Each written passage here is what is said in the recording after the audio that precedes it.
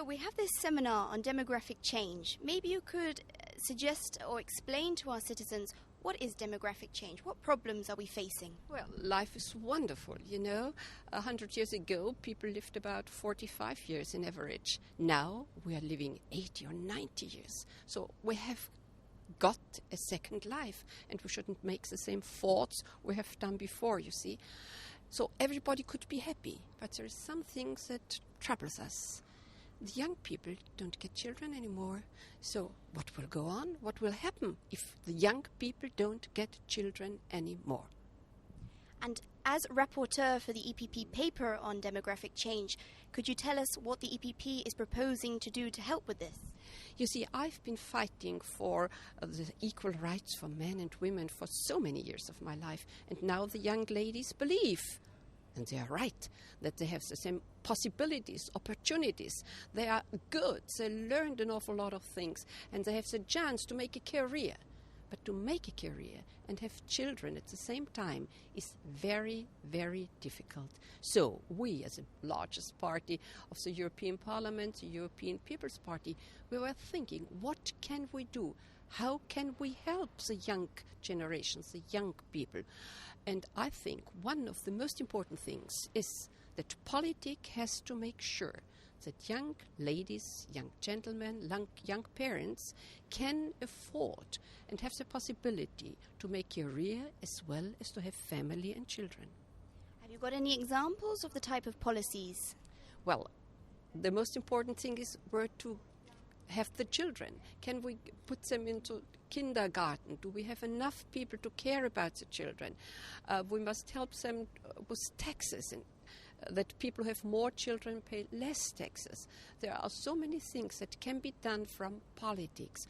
Of course, I mean, the member states are primarily asked to do that, but we can ask them to do that and to help so that family and work and making a career. And we're very proud of the young generation and the young girls who make a career, that they can really have both the career and the children, many children, not only one.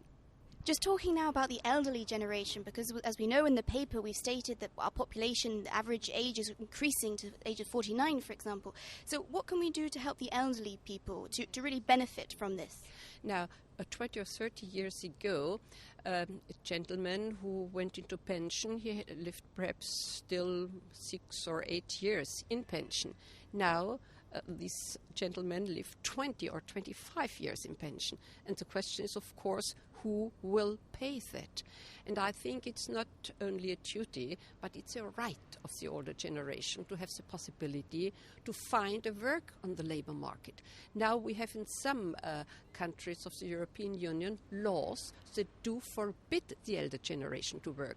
Many people want to work. In Austria, you are not allowed to stay long as a judge or in public service when you're 60 or 65 years old. So we have to change that. People must have the right, the older people. If they want to work, they have the chance. They must have the chance to work. And we must find a labor market who is more flexible. The labor market must give possibilities to the older people, also to the young girls and the young gentlemen. Flexibility is asked so that everybody who wants to work really finds a work. And talking about pensions, what is the EPP's policy on pensions? The question of pensions, of course, the most difficult one. And I want to stress that I have 6 little grandchildren, and they are the most wonderful gift in my life. Nothing was so important for me than these 6 little children. And of course, we, the older generation, we do not want to live and expect the young one to pay for us. We want to help them.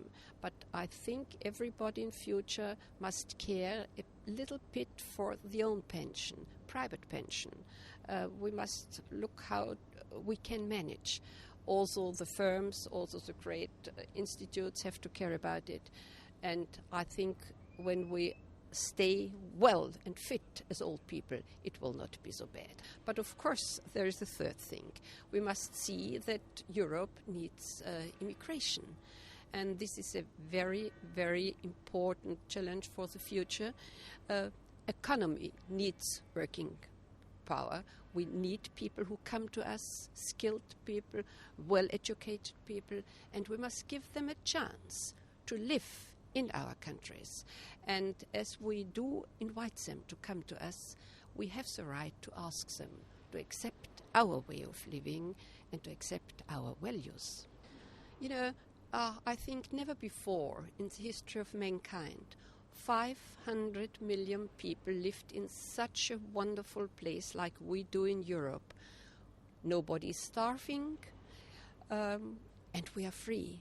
We are free to think what we want to say what we want to. We are not killed when we change our religion, and I think it should stay like that.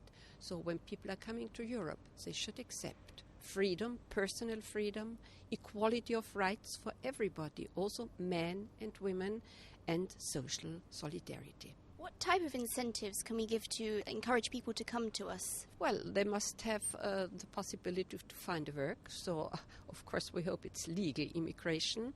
And if we have enough legal immigration, because illegal immigration will stop. I think illegal immigration is not good. Not for us, not for the people who are coming and then starving here. It doesn't help anybody. But we must open our hearts and open our arms and give them the possibility to live in Europe, I hope like Europeans.